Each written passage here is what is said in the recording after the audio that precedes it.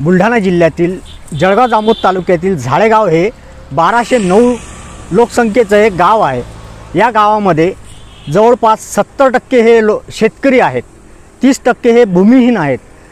70%पैकी 65% हे छोटे शेतकरी आहेत आणि फक्त 5% हे मोठे शेतकरी आहेत। अशीच एक शेतकऱ्याची कहाणी आपण आता आज बघूया।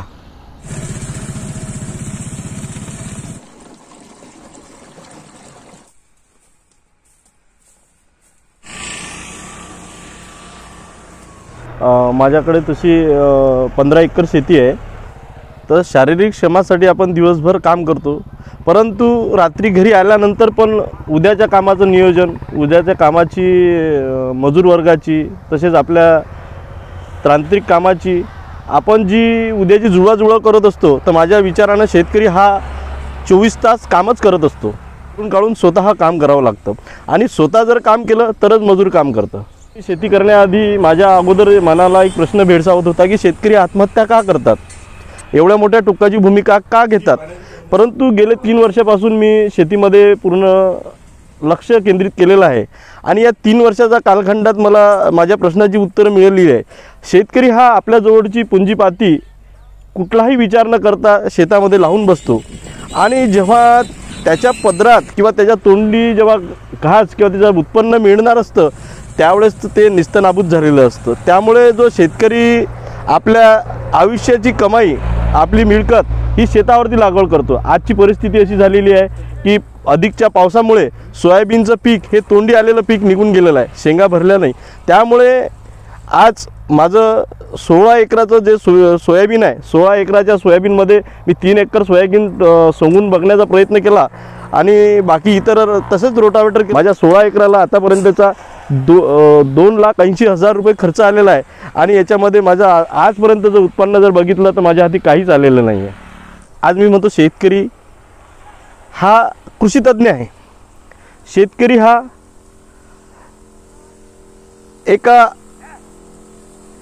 ज्या क्षेत्रामध्ये, कृषी क्षेत्रामध्ये ज्यांना PhD केली असेल त्याला जे कळत नाही ते शेतकऱ्याला कळतं, कारण त्याचा सर्वात मोठा असतो जो त्याला सर्वात मोठं ज्ञान जे असते ते अनुभवापासून मिळतं आणि अनुभव हा त्याला दरवर्षी वेगवेगळ्या पद्धतीने मिळत असतो। कधी शासनाच्या ध्येयधोरणापासून मिळत असतो, तर कधी हा निसर्गाच्या अवकाळी लहरीपणामुळे मिळत असतो, तर केव्हा मजूर वर्गाच्या अकार्यक्षमतेमुळे मिळतो। जे शेतकरी हिताचं विधेयक आणलेलं आहे हा नुसतं देखावा आहे। शेतकऱ्याची जे मूलभूत प्रश्न आहेत, मूलभूत अडचणी आहेत, याकडे कोणीही लक्ष केंद्रित करत नाही आहेत। आज हे विधेयक आणलं हे धनदांडग्या लोकांसाठी आहे। मला सांगा, शेतकऱ्याचा स्वामीनाथन आयोग हा शेतकऱ्यांच्या हिताचा आहे, मग शेतकऱ्याचा करवडा आहे तर स्वामीनाथन आयोग का लागू करत नाही? हे विधेयक आणण्यासाठी शेतकऱ्याकडून कुठल्याही प्रकारचे आंदोलनं झालेत का? कुठे प्रकारचे मोर्चे काढणे आलेत का? मागण्या झालेत का? आणि जे गोष्टी या देशाच्या उद्योगपतीसाठी आवश्यक आहे त्यासाठी ह्या सर्व गोष्टी चाललेल्या आहेत। शेतकऱ्याकडे ना केंद्र सरकार लक्ष देत आहे ना राज्य सरकार लक्ष देत आहे। त्याच्यामुळे शेतकऱ्याला या विधेयकापासून फायदा काहीच नाही, विधेयकापासून याला नुकसानच आहे। हा जगाचा पोशिंदा हो, याला गरज नाही आहे शासनाकडून, परंतु त्या सोयी सुविधा तुम्ही ज्या उद्योगपतींना देता, आज कारखानदारांना 24 तास लाईन आहे, शेतकऱ्याला मिळते का? मग मला हे म्हणायचं आहे, मी शासनासाठी शेतकऱ्यासाठी हेच करणार, ज्याला ज्या मूलभूत गरजा आहेत, ज्या त्याला आवश्यक आहे, तो जगाचा पोशिंदा आहे, त्याला कोणी पोसायची गरज नाही, त्याला मदतीची बी गरज नाही आहे। परंतु परिस्थिती अशी निर्माण झालेली आहे की तुम्ही त्याला अशा परिस्थितीत नेऊन सोडलेलं आहे की त्याला तुमच्या या मदतीची सध्या गरज आहे। कसं आहे माहिती आहे का, कृषी विभागाअंतर्गत मधोमध कृषी सहाय्यक येतात, परंतु परिस्थिती अशी निर्माण झालेली आहे, आताचे जे रोग आहे, कीड आहे किंवा जी माहिती आहे यांचं कसं झालेलं आहे, ॲप्स असते, ॲप्समध्ये झाडावरती पानावरती ते फोटो काढतात आणि त्याच्यातून ती माहिती देतात, परंतु जी माहिती त्यांच्याकडे वास्तवात असते किंवा जी सध्या परिस्थिती असते याला निपुण नसते, ती मिळती जुळती असते, त्या अनुषंगाने माहिती देत आणि ती पण कशी करतात माहिती आहे का, देखावा करतात। आज प्रत्यक्षात कोणी करत नाही। आज मला सांगायचं आहे, सोयाबीन हे आज तोंडी आलेलं पीक भरलं नाही, यासाठी कुठं कृषी विभागाने कुठं लक्ष केंद्रित केलं आहे का? याच्यावर रिसर्च झाली का? माझं एक सांगणं आहे, शासन जे कृषी विद्यापीठ आहे याच्यावर करोडो रुपयाचा खर्च करतो, त्यातून आउटपुट काय निघतं मला सांगा? कोणतं संशोधन केलं यांनी? शेतकऱ्यासंदर्भात मला सांगा, आज सोयाबीनमध्ये नवीन नवीन रिचार्ज प्रकारच्या व्हेरायटी आल्या. मला सांगा इतर कपाशीमध्ये, तूरधान्यामध्ये आज कपाशीमध्ये दरवर्षी बोंडअळी येत आहे. मला सांगा, कृषी विद्यापीठात या संशोधकावर, या शास्त्रज्ञावर, या कृषी तज्ज्ञावरती जो करोडो रुपयाचा खर्च होत आहे, हा कुछ कमी होत आहे ना.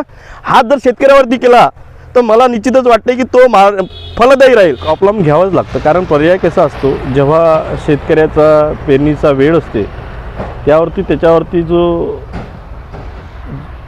त्याच्याजवळची परिस्थिती अशी निर्माण झालेली असते की त्याचा क्रॉप लिहूनशिवाय पर्याय नसतो.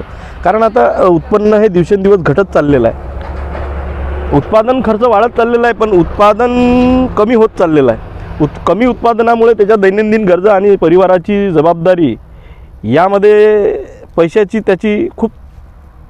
पैशाचा मेळ करताना त्याची खूप तारांबळ होत आहे. परिस्थिती अशी झालेली आहे की आधी सावकार पैसे द्यायचे, परंतु अव्वाचे सव्वा वसूल करायचे.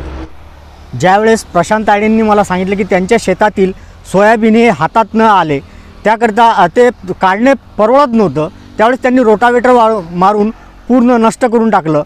कारण त्यांना जी लागत होती ती त्यातून निघत नव्हती.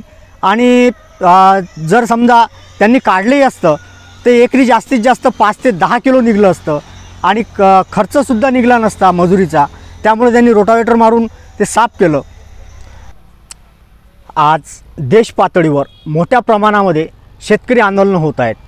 जे केंद्र शासनाने 3 बिल आणलेले आहेत ते किती अन्यायकारक आहेत याची जाण करून शेतकऱ्यांनी त्याचा अभ्यास करून आज मोठ्या प्रमाणात आंदोलन केलेली आहेत. आणि खरोखरच शेतकऱ्यांना हे शेती परवडण्याची झालेली आहे. जी लागत आहे ती भरपूर प्रमाणात आहे आणि उत्पन्न हे खूप कमी प्रमाणात येत आहे. माझे नातेवाईक हे भरपूर असे शेतकरी आहेत, त्यामुळं मला शेतीबद्दल भरपूर अशी माहिती मिळालेली आहे. आज हे जे प्रशांत तायडे आहेत हे सुद्धा माझे नातेवाईक आहेत. यांची कहाणी मी ज्यावेळेस ऐकली त्यावेळेस आपल्यासमोर आणण्यास मी भाग पडलो आणि यांची ही कहाणी मी आपल्यासमोर आणली. मी विनोद वानखडे, बुलढाणा जिल्ह्यातून महाराष्ट्राकरिता इंडिया अलर्टसाठी